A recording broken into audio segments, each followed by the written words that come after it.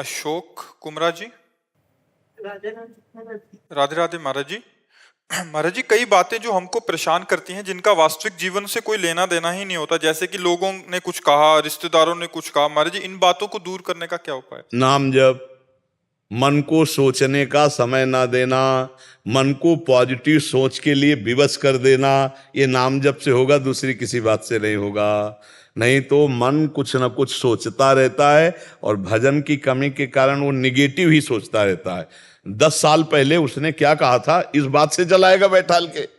उसको समय क्यों दो, उसको समय मत दो, ये बहुत बड़ा भूत है, इसको काम में लगाए रखो। राम राम राम राम, राधा राधा राधा राधा, कृष्ण कृष्ण कृष्ण। जितना इससे भजन करोगे उतने पॉजिटिव ये सोच फेंकेगा।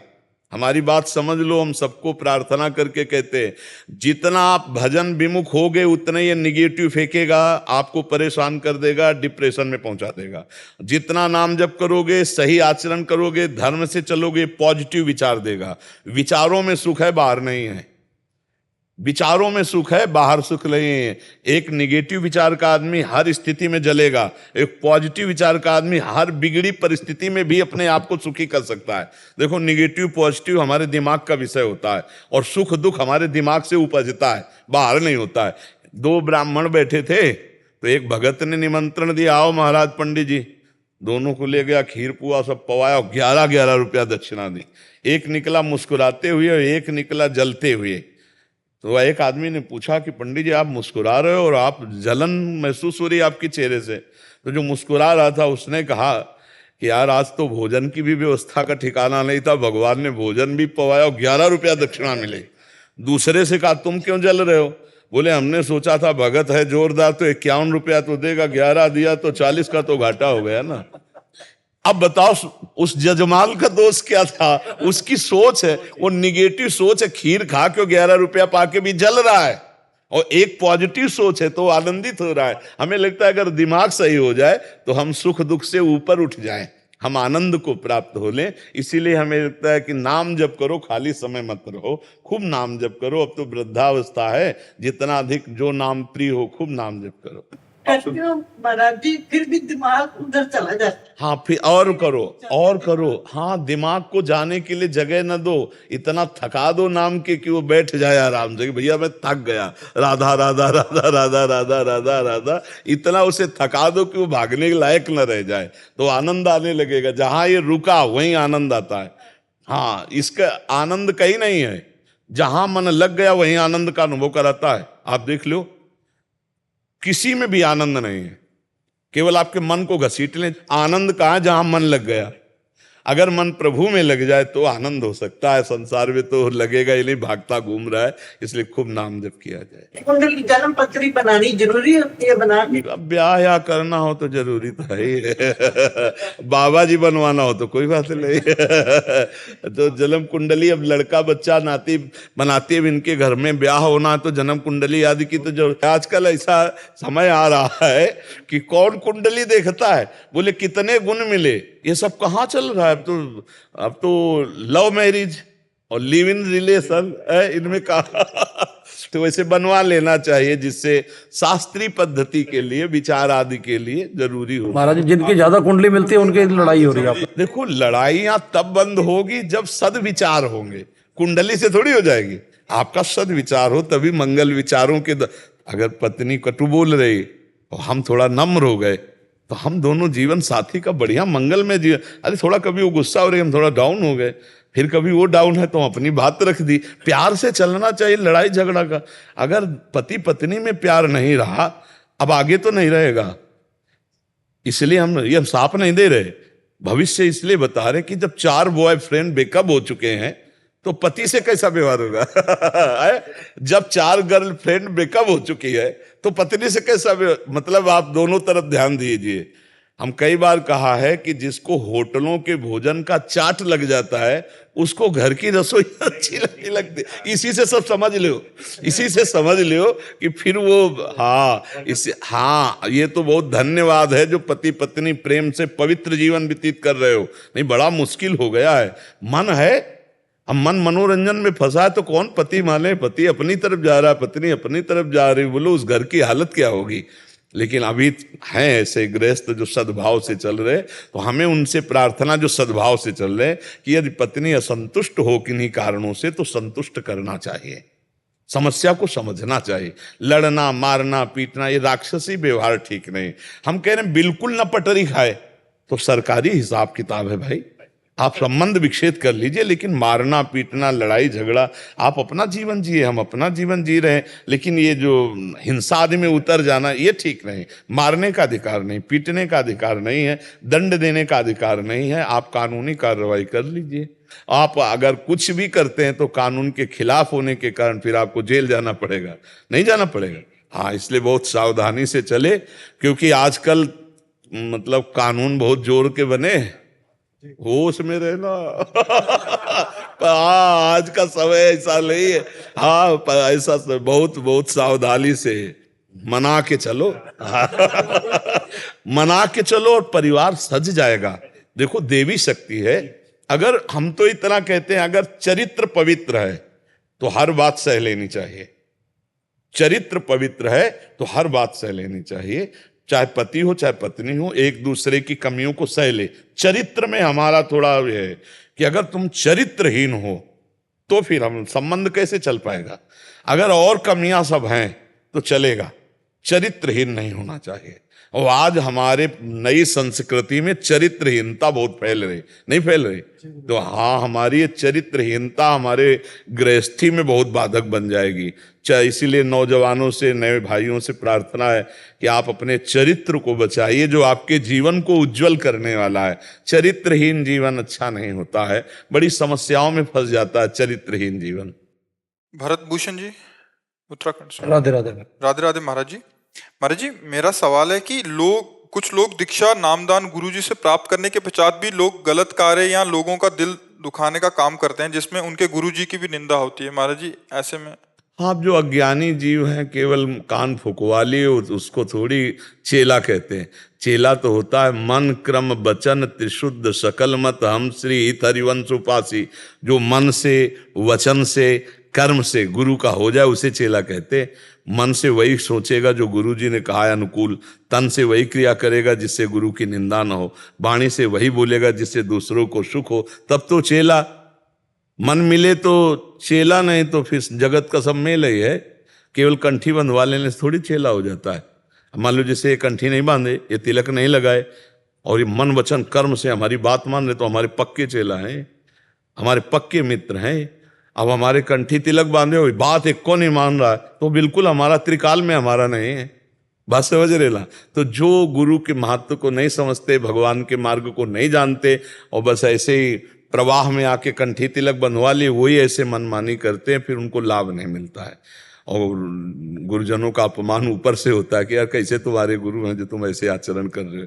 संसार फिर गुरुजनों को अपशब्द बोलता है, तो उनके द्वारा जो किया हुआ ये आचरण है महत अपराध बन जाता है कि गुरुजनों का भी अपमान होता है और कंठी तिलक का भी अपमान होता है। तो हम प्रार्थना करते हैं सत्संग में कई बार कि सहसा गुरु मत बनाओ, सहसा गुरु मंत्र मत लो। जब तुम्हें ये समझ में आ जाए कि मुझे गुरु की बात पर चलना है तब गुरु बनाओ, नहीं तो सत्संग सुनो, जितना मन आवे उतना धारण करो। ऐसे कौन तुम्हें परेशान कर रहा है भाई? कल्याण तो हम आपको पक्का कह रहे हैं, राधा राधा जपोगे, रामकृष्ण हरि जपोगे, कल्याण पक्का हो जाएगा, पक्का हो जाएगा। अच्छा, गुरु बनाना होता है या गुरु स्वीकार करना होता है? बनाने में बिगड़ने वाली बात है। स्वीकृति में जैसे आपने हमारी बात सुनी और मन से स्वीकार कर लिया कि आप हमारे गुरुदेव, हमें आपकी आज्ञा के अनुसार, हो गया। कहने की भी जरूरत नहीं प्रकट में कि हम आपको गुरु मानते हैं, नहीं, वो अपने आप प्रियता हो जाएगी। आप देखना, आपके मन के अनुसार जो भावना की है, जिन संत के प्रति करोगे उनकी दृष्टि आपके प्रति वही होगी जो आप भावना की हो। मैं आपका बच्चा हूं, मैं आपका शिष्य हूं, तो उनका प्यार आपको मिलेगा। और आप कंठी तिलक बंधवाए, मनमानी आचरण करें तो जलन और पैदा होगी, सामने देखकर जलन पैदा होगी। जब धर्म से नहीं चलोगे तो तुम्हारे देखने से हमें संतोष नहीं होगा, जलन पैदा होगी, तो अनर्थ हो जाता है। जब हम पहले पाप कर्म करते हैं और गुरु बना लेते हैं तो उनकी कृपा से पाप से मुक्ति होने का चांस हो जाता है। लेकिन गुरु बना के जब पाप करते हैं तो रजिस्टर्ड हो जाते हैं, फिर उनको भोगना ही पड़ता है, बहुत कठोर दंड मिलता है फिर ऐसे लोगों को जानबूझ से। कई लोग सेवा करते हैं जैसे जी। और संगत से गलत व्यवहार करते हैं वैसे, तो उनका, और वो बहुत बड़े उनको पोस्टें मिली होती हैं, कि सबकी सेवा करने की, और वही गलत व्यवहार कर रहे होते हैं कि देखो, एक होता है सेवा का दिखावा करके मान और रुपया घसीटना, दो चीजें होती हैं। हम इसीलिए दो शब्द कहे, एक तो मान प्राप्ति करना और एक रुपया घसीटना। और एक होते हैं जो वास्तविक सेवा करते हैं, वो भूल के गलत नहीं कर सकते, बात समझना। एक जो पोस्टर बैनर और दिखावा करके मान प्राप्ति करना कि हम बहुत बड़े सेवक हैं, दानी हैं दूसरों के समाज के, या फिर रुपया घसीटना, ये तो अलग चीज हो गई। लेकिन एक मन वचन कर्म से दूसरों की सेवा करता है, वो कभी गलत स्वयं नहीं कर सकता। ऐसे तो लाखों में कोई बिरले ही होंगे जो स्वयं सच्चे आचरण करके दूसरों को। तो हमको चाहिए हम अपने आप का सुधार करें, एक एक सुधार करें तो पूरी समाज का सुधार हो जाएगा। अगर हम पूरी समाज की निंदा करेंगे तो हमारा सुधार तो होगा नहीं, समाज का भी नहीं होगा। तो हमारे यहाँ का रूल है, यहाँ के सत्संग का, कि जितने लोग हम सामने बैठे हैं, हम नियम लेके गलत नहीं करेंगे, हम सुधार करें। तो आप सुधर गए, आप सुधर गए, हम सुधर गए, तो थोड़ी समाज तो सुधरी ना। हम लोग क्या करते हैं कि समाज को जैसे सुधारने की बात करें और खुद हम ना सुधरें तो फिर सुधार नहीं होगा और दोष ऊपर से आ जाएगा। क्योंकि हमारे घर में इतना कूड़ा है कि हम अपने घर में झाड़ू पोछा तो लगा नहीं पा रहे पूरा, अब हम दूसरे के घरों की क्या देखें। बात समझ रहे ना? तेरे भावे जो करे भलो बुरो संसार, नारायण तू बैठ के अपनो भवन बुहार। हम सब मिल करके अपने हृदय को ठीक करें तो हम भारत के एक कोने को तो झाड़ू लगा पाए। एक समाज तो सुधरी, 100 सुधरे तो सुधरे ना, 100,000 को सुधार देंगे, 1,000 लाख को सुधार देंगे तो हम लोग सुधरे। हमें चाहिए कि वर्तमान में जितने अपने लोग बैठे, अपने लोग गलत आचरणों के त्याग का संकल्प करें। अपने लोग दंभ पाखंड नाटकबाजी करके दूसरे से धन लेना, सम्मान पाना, ये सब छोड़ें। सच्चाई से, ईमानदारी से सेवा करें, ईमानदारी से हम धन कमाएं, ईमानदारी से परिवार और समाज की सेवा करें, तो अभी हम आनंदित हो जाएंगे। हमें लगता है हम दूसरों के ऊपर दोषारोपण ना करके हम अपने आप का सुधार करें तो बहुत अच्छा रहेगा। क्यों प्रभु जी? शिवम जी सुल्तानपुर अयोध्या से। जय जय श्री श्री हरिवंश महाराज जी, आपके चरणों में कोटि कोटि नमन। गुरुदेव, भक्ति के ठसक एवं भक्ति के अहंकार की सूक्ष्मता को हम जैसे साधारण भक्त कैसे समझें? मन का प्रवाह इंद्रियों के साथ प्रकृति की तरफ होता रहता है। मना कष्टान इंद्रियाणी प्रकृति स्थान कर सती। जब उनका स्वाभाविक परमात्मा की तरफ होने लगे तब समझ ले कि हमारी भक्ति रंग ला रही और ठसक आने लगी। जैसे माँ को माँ कहने के लिए हमें कोई विचार प्रमाण की जरूरत नहीं होती, ऐसे हम प्रभु के हैं। जब ये दृढ़ विश्वास हो जाता है, भक्ति विश्वास से पुष्ट होती है। बिन विश्वास भगति नहीं, ते बिन द्रवहि न राम, राम कृपा बिनु सपन्यू, जीव न लह विश्राम। बिना विश्वास के भगति नहीं और बिना भक्ति के भगवान का अनुभव नहीं होता। तो जब हमारा ऐसा भगवान से दृढ़ विश्वास हो जाए कि जैसे माँ को हमें किसी प्रमाण की जरूरत नहीं माँ कहने के लिए, ऐसे हमें किसी प्रमाण की जरूरत नहीं कि मैं भगवान का हूँ, भगवान मेरे हैं। जब ये दृढ़ विश्वास हो जाए और मना खष्टान इंद्रियाणी जो प्रकृति स्थान कर सती, वो परमात्मा की तरफ हो जाए, हमारा मन और हमारी इंद्रियां जब भगवान की तरफ होने लगे, तब समझ लेना चाहिए हमें भगवत भक्ति का प्रादुर्भाव हो गया है। अब हमारा काम हो गया। जब हमारा मन और हमारी इंद्रियां स्वाभाविक प्रभु की तरफ जाने लगे, जैसे विषयी पुरुष का मन स्वाभाविक विषय चिंतन करता है अनायास बिना प्रयास के, ऐसे ही भक्त का भगवान का चिंतन अनायास बिना प्रयास के होता है। तब मानना चाहिए कि हमारी भक्ति रंग लाई है, अब शुद्ध भक्ति आई है। और ये ठसक आ जाएगी, अपने आप आ जाएगी। जैसे पेट भरने लगता है ना, तो किसी दूसरे से प्रमाण की जरूरत नहीं होती, अपने को लगता है पेट भरने लगा। ऐसे ही जब आत्मानंद की अनुभूति, भगवदानंद की अनुभूति होती है तो ठसक आ जाती है। जैसे अलग अलग महापुरुषों ने अपनी ठसक दिखाई कि प्राणों को भी त्याग दिया, पर अपनी धर्म, अपनी निष्ठा, अपने भाव को कहीं भी कलंकित नहीं होने दिया। भारी से भारी पीड़ा और कष्ट में भी वो अपनी निष्ठा में रहे, अपने भाव में रहे। ये बात समझ रही? तो वो दूसरा प्रमाण नहीं, वो आपका हृदय प्रमाण हो जाएगा, आपका हृदय ही प्रमाणित कर देगा। मतलब जो उसके अहंकार से कैसे, जैसे कभी कभी आप कहते हैं कि अहंकार वो त्याज्य है जिसमें मैं के आगे कुछ भी लग जाता है। सीधी बात है इसमें, बस इतना समझो, मैं के आगे कुछ प्रकृति का लगता है, वो त्याज्य है। मैं ऐसा मैं अगर भक्त भी लगेगा तब भी है? भक्त मैं अगर अब वो प्रकृति का थोड़ी है, वो तो परमात्मा का है। शब्द को पकड़ो। तो महाराज जी क्या भक्ति का अहंकार नहीं? नहीं, ऐसा नहीं होता। भक्ति का अहंकार भक्त के हृदय में होता ही नहीं है। भक्त के हृदय में भक्ति का अहंकार नहीं होता, भगवान का अहंकार होता है। अस अभिमान जाय जन भोरे, मैं सेवक रघुपति पति मोरे। मैं प्रभु का हूं, मैं परमेश्वर का हूं। ये निंदनीय नहीं है। बात शब्दों को जब पकड़े तो उसमें उत्तर आ जाता है। हमने कहा प्रकृति जन्य कोई भी वस्तु, व्यक्ति, स्थान जब मैं के आगे लगता है वो अहंकार हो जाता है। कि जैसे मैं धनवान, मैं रूपवान, मैं जवान, मैं विद्वान, मैं बलवान, मैं जो भी आप, ये सब प्रकृति का है ना, और मैं भगवान का, ये अहंकार बना रहे भगवान मेरे, मैं, तो ये अहंकार नहीं है, ये बंधनी है। यही भगवत प्राप्ति की तरफ हमें अग्रसर करेगा। जैसे हम लोग बोलते हैं श्यामाजू के बल अभिमानी, हमारे माई श्यामाजू को राज, तो ये प्रकृति जन्य थोड़ी है, ये तो परमात्मा जन्य है। प्रकृति जन्य जहां मैं के साथ कुछ जुड़ा, बहुत कुछ है, मतलब पूरा प्रपंच है इसी में। मैं बहुत अच्छा डॉक्टर हूं, मैं बहुत अच्छा मास्टर हूं, जो भी मैं प्रकृति जन्य जुड़ा वही बंधन कारक है, और जब परमात्मा जन्य जुड़ा तो वही मोक्ष का कारक है। अहंकार शुद्ध ब्रह्म है। जो अहंकार मैं है वो शुद्ध ओंकार स्वरूप परमात्मा स्वरूप है। उसके साथ जो जुड़ गया वही माया बन गया।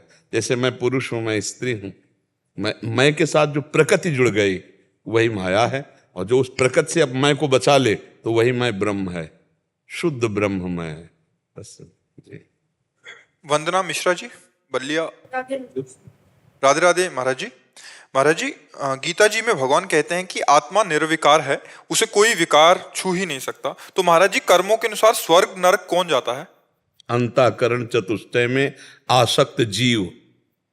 अब इसको किसका प्रश्न है? हाँ, अब शास्त्रों को पढ़े हो, सत्संग किए होगे तो जानोगे, क्योंकि बड़ा गूढ़ विषय है। देखो, स्वप्न में आपने देखा कि बहुत अच्छा कभी स्वप्न आता है, कभी बहुत बुरा स्वप्न आता है। तो उसमें जब बुरा स्वप्न आता है तो हमें दुख होता है, और जब अच्छा स्वप्न आता है तो सुख होता है। लेकिन आप देखते हैं कि दुख सुख भोगने वाला शरीर सैया में, एसी रूम में आराम से पड़ा होता है, न दुख होता है न सुख होता है। पूरा झूठा है कि नहीं? स्वप्न में देखा, सब जो भी देखा, जागृत पर आपको झूठा नजर आया नहीं आया ना? लेकिन उस समय जब स्वप्न में होते हैं तब भोगना होता है कि नहीं? अगर पिटाई हो रही तो पक्की पिटाई हो रही, अगर सुख मिल रहा है तो पक्का सुख मिल रहा है, ऐसा लगता है ना। स्वप्न में तो नहीं लगता कि झूठा है। जो सपने सिर काटे कोई, बिन जागे दुख दूर न होई। एक भ्रम मन में स्वप्न जागृत कर देता है, और अपने को नहीं, बड़े बड़ों को। एक बार महाराज जनक जी ने स्वप्न में देखा कि वो बहुत गरीब हो गए, राज छिन गया, राजा थे। अब वो इतने भूख से पीड़ित हैं कि उन्होंने कई घरों से मांगा, तो कुछ दाल चावल एकत्रित कर पाए तो मिट्टी के भांडे में उसे पका रहे थे। इतने में 2 सांड लड़ते हुए आए कि वो मिट्टी का पात्र टूट गया और खिचड़ी फैल गई। और वो भूखे बड़े व्याकुल हुए, उस व्याकुलता में आंख खुली तो देखा कि राजमहल की सुंदर सैया पर, तो उनका ये सत्य कि वो सत्य। बड़े बड़े ज्ञानी जन उनकी सभा में बैठते थे, सभा में आके केवल इतना ही पूछा, यह सत्य कि वह सत्य। अब कुछ यह हुआ कि व्याख्या हो तो उत्तर हो, कोई उत्तर नहीं। तो उन्होंने कहा सब विद्वानों का भरण पोषण करते हैं, तब तक नहीं जाने देंगे, नजर कैद रखेंगे जब तक हमारे प्रश्न का उत्तर नहीं होगा। तो बड़े बड़े ब्रह्म ऋषियों को, तो अष्टावक्र जी एक बार बालकों के साथ खेल रहे थे, तो बड़े प्रवीण थे अष्टावक्र जी, 8 जगह से टेढ़े थे, और ये टेढ़ापन भी उनके पिता के द्वारा दिया हुआ था। शास्त्र में पढ़ना, उनके पिता वेद उच्चारण कर रहे थे तो गर्भ से आवाज आई, अशुद्ध बोल रहे हो। तो पत्नी से कहा, ये कौन मेरे वेद उच्चारण में अशुद्धता का कौन बोध करा रहा है? बोले आपका बेटा है गर्भ में। बोले इतना टेढ़ा है कि गर्भ ही से मुझे टोक रहा है, जा अष्टवक्र हो जा। तो 8 जगह से वो टेढ़े थे। अब 1-2 जगह से टेढ़ा आदमी चले तो कितना, तो फिर 8 जगह से टेढ़े, पर बहुत प्रवीण थे। तो बच्चों से वो जीत जाते थे। तो बच्चों ने कहा इतने बड़े प्रवीण हो तो तुम्हारे पिता बंदी बने हुए हैं महाराज जनक जी के यहाँ नजर कैद, भला उनको छुड़ा के ले आओ। तो उनको आज तक तो माता ने मुझे बताया ही नहीं। घर गए और कहा माता पिताजी कहाँ हैं? तो उनको डर था अगर ये गया और इनको भी नजर कैद कर ले तो मेरे पास तो कोई रह नहीं जाएगा। तो जब कहा मां सत्य को साक्षी करके बोलो पिताजी कहाँ है, तो उनका महाराज जनक ने नजर, सब व्यवस्था ऋषि मुनियों की तरह स्वागत, आप जा नहीं सकते जब तक प्रश्न का उत्तर नहीं होगा। राजहट अष्टावक्र जी गए, अभी बालक ही थे। जेवी सभा में देखा तो सब हंस पड़े। तो अष्टावक्र जी मंच में जा कहा मैंने तो समझा था ज्ञानियों की सभा है, लेकिन यहां तो एक भी ज्ञानी नहीं है। तो उनका आप ऐसा कैसे कह सकते हैं हमारी सभा को? राजा जनक जी से बोले हंसे क्यों? तो बोले आपके अंग 8 जगह से टेढ़े हैं। हाँ, तो यहां आत्मदर्शन करने वाला कोई नहीं है। या मांस चमड़ा और हड्डी देखने वाला क्या ज्ञानी कहा जाता है? क्या मांस चमड़ा और हड्डी देखने वाला ज्ञानी कहा जाता है? ज्ञानी आत्मदर्शन करता है। क्या आत्मा टेढ़ी मेढ़ी है? क्या आत्मा का यह स्वरूप है? सब चुप। हाँ बोल जनक, तेरा क्या प्रश्न है? बड़े बड़े ऋषियों को बंदी बना रखा है, नजर कैद, क्या प्रश्न है? बोले यह सत्य की वह सत्य। बोले ना यह सत्य ना वह सत्य। जब तू जागृत में हुआ तो तेरा स्वप्न सत्य हो गया, और जब तू स्वप्न में था तो जागृत असत्य था। जो एक ही क्षण में असत्य हो जाता है वो सत्य कैसे हो सकता है? ना ये सत्य ना वो सत्य। कूद पड़े सिंहासन से, चरणों में गिरे। अष्टावक्र जी जनक जी के गुरु है। अष्टावक्र जी, अष्टावक्र गीता का उपदेश किया उन्होंने। तो देखो आत्मस्वरूप निर्विकार और बंधन मुक्त है, पर वही आत्मस्वरूप जानबूझ के बंध गया। क्या? मैं स्त्री मैं पुरुष, ये देह भाव। इसके अंदर अंतःकरण सूक्ष्म शरीर है, तो स्थूल शरीर तो छूट जाता है, और सूक्ष्म शरीर में आसक्त हुआ जीव कर्मानुसार नरक और स्वर्ग को भोगता है। निर्लेप है पर आसक्त हो गया, इसलिए भोगना पड़ रहा है। यही बंधन है। यद्यपि मृषा, गोस्वामी तुलसीदास जी करे, पर छूटत कठिन है। आत्मस्वरूप को न कभी बंधन हुआ है न कभी होगा, लेकिन इस शरीर से ममता हो गई। इसके ममता के कारण, अज्ञान के कारण पाप कर्म बन गए, पुण्य कर्म बन गए। अब दोनों को जबरदस्ती ना भोगता होते हुए भी भोगना पड़ेगा। कैसे भोगना पड़ेगा? जैसे स्वप्न में स्थूल शरीर सैया में पड़ा है, पर हमने बुरा स्वप्न देखा, पिटाई हो रही, तो चीख पड़ते हैं लोग। वो ऐसे ही डंडा पड़ता है, बिल्कुल झूठा, ना डंडा, ना मारने वाला, ना वहां मरने वाला, कोई नहीं होता। एक मन केवल होता, सब पूरी सृष्टि मन ने कर ली। ऐसे ही स्वर्ग नरक है। आत्मा को कभी कोई कष्ट न था, न है, न रहेगा, न बांध सकता है, न बंधा है। पर यह ज्ञान तब होगा जब शरीर आसक्ति से रहित हो जाओ, सब कर्मों को विध्वंस कर दो, तब तुम अपने स्वरूप को जान जाओगे। जब अपने स्वरूप को जानोगे तो निर्विकार चिदानंदमय आपका स्वरूप है, और जब तक ये जानोगे नहीं तब तक पिटोगे। अब देखो, बात चाहे जितना करो, ईमानदारी से देखो तो आप अपने को स्त्री मान रहे हैं, आप अपने को पुरुष मान रहे ना, तो फिर आपको भोगना पड़ेगा। जो इस शरीर से कर्म करोगे उनको भोगना पड़ेगा। और अगर आप अपने स्वरूप को जान गए तो अभी जीवन मुक्त हो जाओगे। ये गेम है, गेम, ये खेल है, आपका ही खेल है, आप अपने खेल में फंस गए हो। अगर आप जैसे कैसे बंधे? बोले बंधे हो कीर मरकट की नाई। एक मटकी में छुहारे भर दिए गए, उसका मोहरा कमजोर कम। अब दोनों हाथ बंदर ने डाल दिए, छुहारे कस के पकड़ लिए। अब वो सोचता है कि मुझे किसी ने पकड़ लिया। अब वो घंटों कोशिश करता है छुड़ाने की, लेकिन छुहारा छोड़ने की कोशिश नहीं करता। अगर वो छुहारे छोड़ दे तो मुक्त है। ऐसे ही 5 ज्ञानेंद्रियों से भोगों में हम लिप्त है। हम समझते मुझे किसी ने पकड़ रखा है, अब मैं बंध गया, अब पीटना पड़ेगा।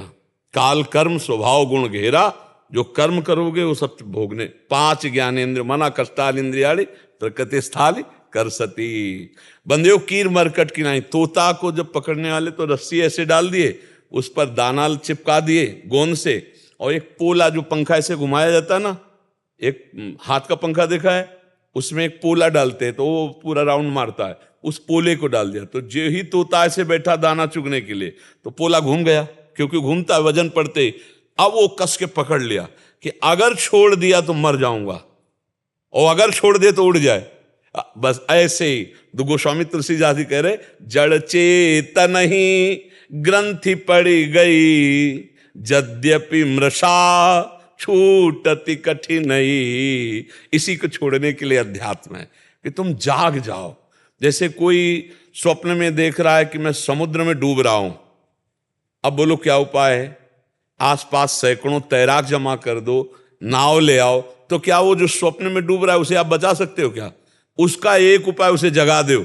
जहां जगा तो ना एक बूंद पानी नहीं हो, डूब रहा था समुद्र में वो अरे बस ऐसे ही जेहि जाने जग जाए हेराई, जागे जथा स्वप्न भ्रम जाई। जैसे जागने पर स्वप्न का भ्रम नष्ट हो जाता है, ऐसे ब्रह्मबोध होने पर संसार नहीं है, एकमात्र परमात्मा ही परमात्मा है, दूसरा कोई नहीं। बच्चा बात समझ में आ रही?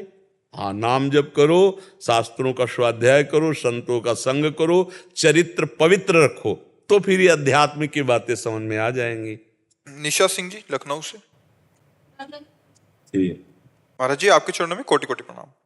महाराज जी, शारीरिक अस्वस्थता है या आध्यात्मिक स्थिति, इसके लक्षण में भेद कैसे जाने? जैसे भूख ना लगना, कुछ अच्छा ना लगना, ये स्थिति है, या शारीरिक कमजोरी समझ में नहीं आना? डॉक्टर पूछते हैं तो बता दिए लक्षण, फिर बाद में कई बार मन में आता है कि ये स्थिति लक्षण कहीं भक्ति के तो नहीं थे? भक्ति के जब लक्षण होते हैं ना, तो आनंद की अनुभूति होती है, उसमें कोई किसी से पूछना थोड़ी पड़ता है कि भक्ति के लक्षण है।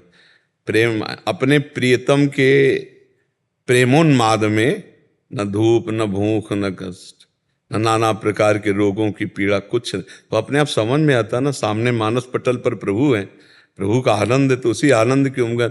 अब कोई पूछ रहा है कि क्या स्थिति है, तो शरीर की स्थिति को भांप भी नहीं पाता, तो अपने को पता है कि अपनी भक्ति के रंग में है। तो ऐसे थोड़ी होता है कि हमें पता नहीं कि ये सांसारिक रोग है कि ये भक्ति का रोग। क्योंकि जब श्री जी का चिंतन होगा तब वो एक मुख प्रसन्न तन तेज विराज, एक अद्भुत। आओ जब किसी का चिंतन होगा निगेटिव तो अलग चिंतन होता है। तो ऐसे अपने को पता है कि रोग का कष्ट है या भगवदानंद की पीड़ा है। भगवदानंद में भी पीड़ा है। जो मीरा जी कहती, जो मैं ऐसा जानती प्रीति किए दुख होए, नगर ढिंडोरा पीटती अजी प्रीति ल करियो कोई। तो जो भागवती की स्थिति होती है खुद आपको पता होगी, क्योंकि जाने मोरी छाती, मीरा जी कहती मेरा हृदय जलता है। तो उसके लिए किसी से प्रमाण की जरूरत थोड़ी है। क्यों? भागवती की स्थिति में किसी से प्रमाण की थोड़ी जरूरत। और देखो भागवती स्थिति में बताएं, तन चाहे जितना कमजोर हो जाए लेकिन उसका अध्यात्म बल बहुत पुष्ट होता है, उसे कोई रोग नहीं होता। जैसे मीरा जी के वैद्य बुलाए जाते हैं, 6-6 दिन मीरा जी न भोजन करती न पानी पीती, शरीर पीला हो रहा है। वो खुद अपने पदों में लिखा है कि पान जैसा पीला शरीर हो रहा है। घर के लोग समझते हैं रोग हो गया, पिंड रोग, और आके वैद्य देखते हैं तो वैद्य से कहती कि तुम्हारी सामर्थ्य नहीं कि तुम हमारी नाड़ी पकड़ सको, हमारी नाड़ी पकड़ने के लिए वैद्य संवलिया होए। जब स्वयं ठाकुर जी आवे पकड़े तो समझ पाएंगे कि प्रेम रोग है। तू बाहरी वैद्य शरीर का क्या जान पाएगा। और पीला शरीर हो जाता है कई दिन भोजन, तो अपने को पता है, मीरा जी को पता है ना कि मेरे को क्या है। ये तो किसी वैद्य से प्रमाण लेने की दूसरे से जरूरत थोड़ी है। जब हमें भगवदानंद की अनुभूति होती है और उसके बल पर खान पान विश्राम ये सब फीका लगने लगता है, तो हमें पता है ना किस आनंद के बल से। जब भगवान के प्रति प्रेम बढ़ता है तो नहीं खान पान ते भावे है, नहीं कोमल वसन सुहावे है, सब विषय लगे ते खारा है, हरि आशिक का मग न्यारा है। जो हरि से प्यार करते हैं वो अलग होते हैं, उनके लिए प्राण देह भोग सामग्री लोक लोकांतर कोई महत्व नहीं रखता है। तो ये बात अपने को देखते रहना है कि शरीर अस्वस्थता है या भगवद स्थिति है, वो अपने हो, दूसरा प्रमाण थोड़ी। आज तक कोई थर्मामीटर बना है क्या? ऐसा प्रकृति में वैज्ञानिक ने कोई थर्मामीटर बनाया कि ये देखो प्राकृतिक दुख है, ये भगवदानंद है? आज तक कोई नहीं बना सका, क्योंकि भगवदानंद अनुभूति का विषय है, किसी यंत्र से प्रमाणित नहीं किया जा सकता। मन को आज तक कोई एक्सरा पकड़ पाया है? एक्सरा, अल्ट्रासाउंड, सिटी स्कैन, कोई यंत्र है देश विदेश कहीं जो मन को कि देखो ये मन? ऐसा नहीं। स्थूल शरीर के ढांचे को आप जान सकते हो, सूक्ष्म शरीर को अध्यात्म के द्वारा। जहां से विज्ञान खत्म होता है वहां से अध्यात्म प्रारंभ होता है।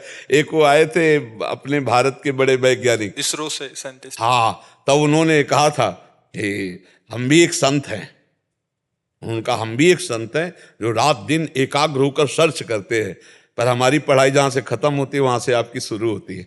उन्होंने कहा कि हम भी एक है, लेकिन हमारी पढ़ाई जहां से खत्म होती है वहां से आपकी शुरू होती है, क्योंकि सूक्ष्मता ही परमात्मा प्राप्ति के लिए स्थूलता का त्याग, और स्थूल की ही सारी वैज्ञानिकता है, सूक्ष्म की थोड़ी है। और सूक्ष्म से भी परे कारण, कारण से भी परे आत्मस्वरूप, इसका बोध होता है संत महापुरुषों का, जो आत्मस्वरूप, वो तो स्थूल सूक्ष्म कारण तीनों से परे है। महाराज जी, जैसे यहाँ पे जितने लोग बैठे हैं सबके लिए सुख अलग है, दुख अलग है, तो असली सुख और दुख को कैसे पहचाने कि सुख क्या है और दुख क्या है? सबकी अलग परिभाषा। हाँ, सब अपनी अपनी अनुकूलता और प्रतिकूलता को समझते हैं, लेकिन सुख वो है जिसके प्राप्त होने के बाद कुछ पाना बाकी नहीं रहता। जैसे केवट को मिला, जब भगवान के चरण पखार रहा है ना केवट, तो अति आनंद उमगी अनुरागा, शब्दों को देखिए, अति आनंद उमगी अनुरागा, चरण सरोज पखारन लागा। इसके बाद भगवान उसको सिया जी की स्वर्ण मुद्रिका देते हैं। तो क्या कह रहा है? अब कछुनाथ ना चाही मोरे, दीन दयाल अनुग्रह तोरे, बहुत काल में कीन मंजूरी, आज दीन सब विधि भल पूरी। बहुत जन्म हो गए भटकते भटकते, मंजूरी करते, मालिक आज आपके चरण आ रहे। ये सुख है। भगवदानंद जब मिलता है तब तृप्त हो जाता है, कोई चाह नहीं रह जाती। अपनी अपनी मन की मान्यता के अनुसार सुख दुख इसी संसार में चयन किए जाते हैं, लेकिन जिनको तुम सुख समझ रहे हो, आज तक कोई सुखी हुआ हो, अभी तक कोई सुखी हो तो बता देना, तुम्हें देखने को मिलता है।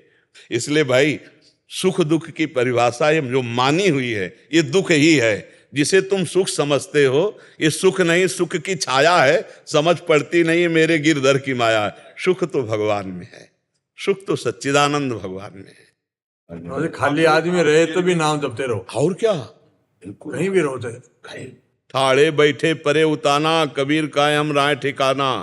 खड़े हैं, बैठे हैं, अपवित्र हैं, अपवित्र हैं, कैसे भी हैं, नाम हर समय जपते रहो, नाम न छोड़ो, चाहे शौचालय में क्यों ना बैठे हो। अगर वहीं दिल फेल हो गया तो ये तो मृत्यु थोड़ी सोचेगी कि सोच लो, नहा धो लो, फिर हम तुम्हें आ रहे। मृत्यु का तो ऐसा खेल है कि आर्डर हुआ, सामने भोजन आया और ऐसे किया और ऐसे नहीं कर पाए, गए। तो इसलिए हर समय राधा राधा राधा, उठते बैठते चलते फिरते खाते पीते हर समय राधा राधा। सुरेंद्र कुमार जी। गुरुदेव, आपके चरणों में कोटि कोटि प्रणाम। गुरुजी, पहले मैं शराब, मीट, अंडा, तंबाकू का सेवन करता था, तब से मेरी जिंदगी बहुत आराम से व्यतीत होती थी। जब से मैंने आपका सत्संग सुना, मैंने सब नशे छोड़ दिए, भजन करने लगा, तब से थोड़ा सा कष्ट होने लग गया है। आप ये तो देखो, जब कपड़ा गंदा हो जाता है और उसकी जब धुलाई होती है तो थोड़ा तो चोट सहनी पड़ेगी। अब जन्म जन्मांतरों से हमारा हृदय गंदा रहा, अब जब हम भजन में चल रहे हैं सत्य मार्ग में, तो अब धुलाई हो रही। थोड़ा चुप रहो, थोड़ा उसे शांति से सह जाओ, आगे मंगल होगा। गंदे आचरण करने से सुख की प्राप्ति नहीं होती, केवल ऐसा लगता है। शराब पीने से, मांस खाने से, पराई माता बहनों की तरफ गंदी दृष्टि करने से कहीं सुख मिल सकता है क्या? इतना बड़ा प्रतापी रावण जो भगवान शंकर की आराधना करता था, इतना बलवान था, देखो गंदे आचरण के कारण ही नष्ट हो गया। रहा न को कुल रोवन हारा। तो थोड़ा धर्म से चलने पर कष्ट तो हम मानते हैं आएंगे, क्योंकि जैसे दाग लग गया है, अब उसे छुटाना है तो रगड़ना पड़ेगा, उसको पटक पटक के कपड़ा धोना पड़ेगा, तो थोड़ी पटकन तो लगेगी, लेकिन निर्मल हो जाओगे, आनंदित हो जाओगे। हमारे बहुत जन्मों के पाप जमा हैं, इस जन्म के भी पाप हैं, लेकिन हम आपको धन्यवाद देते हैं कि आप इस जन्म की गलतियों को छोड़कर अब सच्चाई से चल रहे हो। तो ऊबना नहीं। देखो, गलत कर्म का फल मिलता है, तो क्या ये अच्छे कर्म का फल नहीं मिलेगा? आप सोचो, ये तुम्हारी नई खेती है, वो पुरानी खेती है। अब जो चल रहे हो, इसका फल नहीं है दुख, इसका फल है सुख। लेकिन जो बोया है उसका फल है दुख, वो आपको काटना पड़ेगा। ये पुरानी फसल है, इसको काट लीजिए। जो अभी फसल डाली है ये जब रंग लाएगी तो आनंदित हो जाओगे, बहुत सुखी हो जाओगे। हमारी बात मान लो, नई फसल को पुरानी से मत जोड़ो। अंदर जलता है जब मुझे कोई, तभी तो सोना जब जलाया जाता है तभी उसका दोष नष्ट होता है, तभी वो चमकता है। तो ये जलन मन को हो रही, जिस मन ने गलत किया है, तुम्हें नहीं हो रही। और इसी को जो सह गया, भगवान श्री कृष्ण चंद्रजू गीता में कहते हैं, यम ही न व्यथ्यंते ते पुरुषम पुरुषर सब सम दुखा सुखाधीरम सोमृतत्वाय कल्पते। व्यथा माने जलन, जो हृदय की जलन को सह गया और सुख दुख को समान भाव से, वही परम पद का अधिकारी हो गया। तो जलन हो रही तो भगवान की कृपा हो रही, चुपचाप सह जाओ। जितना मटकी आवे में रखकर पकाई जाती है उतना ही बढ़िया वो पानी रखने लायक होती है। कच्ची मटकी में एक बूंद पानी डाल दो, वहीं से छेद हो जाएगा। सूर्य के ताप से तपाने पर भी वो पानी रखने लायक नहीं होती। कच्ची मटकी जब आवे पे रखी जाती है तब होती है। ऐसे एक कांच है, ऐसे कंकड़ मारो टूट जाएगा, और एक कांच है गोली मारो तो नहीं टूटेगा। उसे बुलेट प्रूफ कहते हैं। कैसे गरम ठंडा गरम ठंडा गरम ठंडा करके बुलेट प्रूफ बना दिया गया। उसको ऐसे प्रोसेस में डाला गया कि कांच तो वो भी है, गोली को सह जाएगा। तो अब तुम सही मार्ग पे चल रहे हो, तो अब तुम्हारे अंदर प्रोसेस शुरू हुआ तुम्हें मजबूत करने का। को मन से गुरु मान लिया है। गुरु तो भगवान है, मनुष्य कभी गुरु नहीं हो सकता। हाँ, हम अपने को जानते हो क्या समझते हैं? पोस्टमैन का काम क्या है? मालिक की वस्तु आप तक पहुंचा दे, आपकी बात मालिक तक पहुंचे। सरकारी, आप भगवान की बात आपको बता दी और आपकी बात भगवान को बता दी कि जीव है, करुणा करो। हम पोस्टमैन का काम, और हमको मिलती भगवान की कृपा, भगवान की भक्ति, भगवान का दुलार। जैसे आप 50 लोग भगवान नाम कीर्तन कर रहे हो तो हमारे हृदय में बड़ी शीतलता। आप जो भजन करते हो ना, उससे हमको भी आनंद मिलता है। जैसे आप गलत रास्ते में चल रहे तो देख के हमारे जलन होगी, यार मेरा भारतवासी, मेरे धर्म में चलने वाला एक कैसे गलत आचरण। और जब आप जैसे सब छोड़े तो हमने कहा नहीं धन्यवाद आपको। किस बात का धन्यवाद? जैसे बच्चा दूध पी लेना तो माँ कहती है धन्यवाद, बहुत सुंदर मेरा बच्चे ने दूध पी ले। तो दूध पीने से स्वस्थ तो वही होगा, लेकिन सुख माँ को हुआ। ऐसे संत महात्मा गुरुदेव, इनको सुख होता है जब समाज भगवत मार्ग में चलती है, आनंद के मार्ग में चलती है। खूब धैर्य पूर्वक चलो, विचलित मत होना।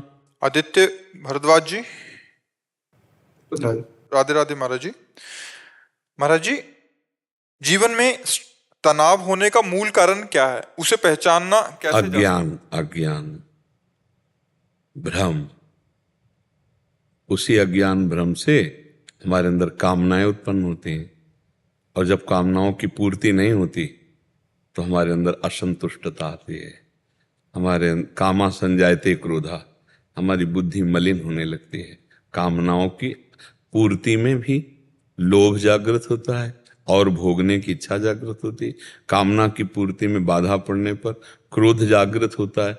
क्रोध हमारी स्मृति को छीनता है। स्मृति में मूढ़ता आती, बुद्धि नष्ट हो जाती है। बस वो तनाव, जिसे डिप्रेशन कहते हैं ना, तो डिप्रेशन होना शुरू हो जाता है। विषयों का जो चिंतन है यही नाश की जड़ है। और अज्ञान के कारण हमको ऐसा लगता है कि यदि हमें मनमानी विषय भोगने को मिल जाए तो सुखी हो जाए।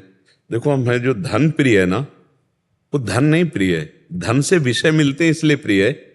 अगर रुपया प्रिय हो तो उसकी कोई खास बात है। रुपया प्रिय नहीं है, रुपया से सामग्री मिलती है, हम जो चाहे वो भोग सकते हैं, जहां चाहे जा सकते हैं। रुपये का प्रयोग प्रिय है, इसलिए रुपये की मान्यता है। अब वो प्रयोग क्यों प्रिय है? क्योंकि मन और इंद्रियां उसे अच्छा मानती हैं कि ये भोग लूं, ये देख लूं, ये छू लूं। तो मन और इंद्रियां जिनके पास ये सब भोग हैं, उनके क्यों नहीं तृप्त हो गए? मान लो अपने पास तो है नहीं, लेकिन वो चीज किसी के पास है, वो क्यों नहीं तृप्त हो गया? तो इसका मतलब है कि हमको ड्रामे में फंसाया गया, अज्ञान में फंसाया जा रहा है। बार बार भोगो, बार बार देखो। देखो, इस संसार का सबसे बड़ा सुख कहाँ निहित किया गया है? निहित माने स्थापित किया गया है। आप दिमाग में अपने ढूंढो, दिमाग में ढूंढ के जब आओगे तो इंद्रिय भोग केवल सबसे बड़ा सुख है। आप देख लो, सब अपने दिमाग में देखो। मैं पढ़ लिख करके अच्छा नौकरी करूं या व्यापार करूं, खूब धन कमाऊं, धन कमाकर मकान बनाऊं और सुंदर ब्याह करूं, खूब खाने पीने की सामग्री हो, बढ़िया हमारे पास मित्र हो, जो हमारी अर्धांगिनी हो, मन मानी जो मैं चाहूं वैसा भोगूं। लेकिन ये सब है किसी के पास जैसा तुम सोच रहे हो, इससे भी अच्छा है किसी के पास, लेकिन वो भी तृप्त नहीं है। विडंबना है कि जिस शरीर को देखकर तुम चाहते हो ऐसा हो तो मैं सुखी हो जाऊं, उसी को कोई भोग रहा है और वो उधर से निरपेक्ष वो किसी तीसरे की तरफ देख रहा है, और वो तीसरा जिसके ऊपर वो चौथे की तरफ देख रहा है। ये है क्या? बड़ा सूक्ष्म विषय है। अगर इसको देखा जाए तो ये है क्या? बोले अज्ञान। ये सब का मूल जड़ अज्ञान है, जिसमें हम फंस रहे हैं, जिसमें हमारे को अब निकलना होगा। वो निकलने के लिए अध्यात्म है, अध्यात्म ही निकाल सकता है, अन्यथा बहुत बुरी तरह से अपने लोग दलदल में फंस गए। दलदल में नहीं, मन डरता है। अगर छोड़ने की बात सोच लो तो मन भयभीत हो जाता है, ऐसा लगता है फिर संसार में रह क्या गया। अब देखो, हम लोग जो बात जानते हैं वो तुम्हारे मन से मन मिला के जानते हैं। जैसे थोड़ी देर के लिए हमने आपसे मन मिला दिया, अब आपके मन में जो चल रहा है वो हमारे, तो तुम्हें लगेगा ये तो मेरे मन की बात बता रहे, वो सारी सृष्टि के मन की बात है। अगर आपसे कहा जाए कि ये झूठा है, आप इसे छोड़ दो, तो छोड़ने की बात सोचने मात्र से लगता फिर तो हम मर गए, जीवन है किस काम का। इसी में पूरा जीवन निकल जाता है और उसे विश्राम नहीं मिल पाता है। हम कह रहे हैं भोगो, लेकिन धर्म पूर्वक भोगो। धर्म, उसे एक सीमा में बांध दिया गया है। धर्म एक सीमा में बांध देता है, तुम्हें ये खाना है, तुम्हें ये पीना है, तुम्हारी पत्नी है, तुम्हारा ऐसा, तुम्हारा, बस इस सीमा में रहो, नाम जप करो और धर्म को भोगो तो निकल जाओगे, फंसोगे नहीं। लेकिन आप गौर से देखिए, ईमानदारी से, वृंदावन की भूमि में बैठे हो, क्या मन सीमा में राजी है? ईमानदारी से देख लीजिए, मन को नवम नवम चाहिए भाई, नवम नवम। और ये इसीलिए पाप कर बैठता है, चाहे जितना पैसा लगे, नवम नवम। आप हमारी बात को अंदर से समझ लीजिए।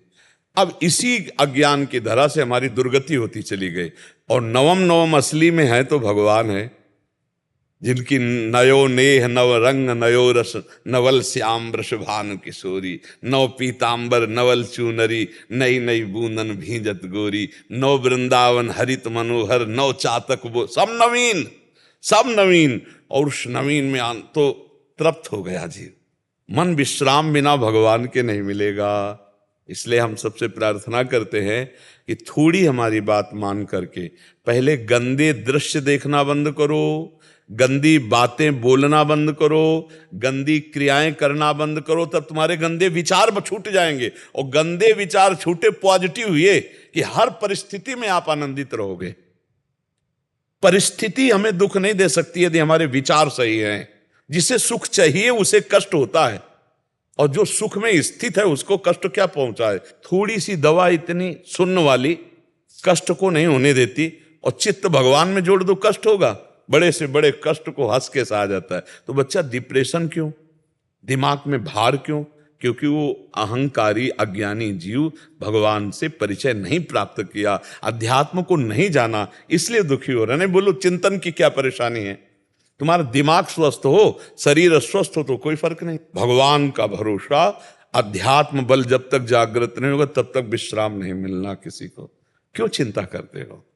अगर आप चिंतन करने लगो, नाम जप करने लगो, सत्शास्त्रों का स्वाध्याय करो, माता पिता बड़े बूढ़ों की सेवा करो, समाज को सुख पहुंचाओ, अभी आप प्रसन्न होने लगोगे। अब इतना सोच सोचकर अपने सुख के विषय में, हम आज सत्संग में कहते सबसे ज्यादा जीव परेशान है ओवर थिंकिंग।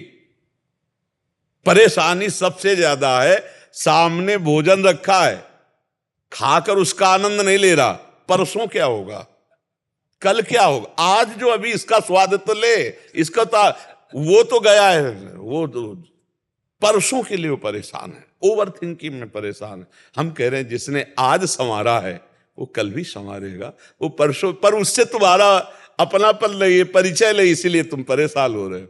राधा राधा राधा राधा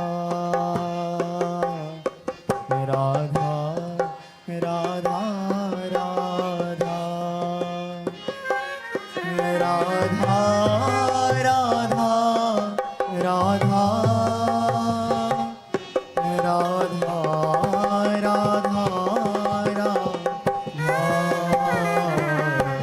राधा राधा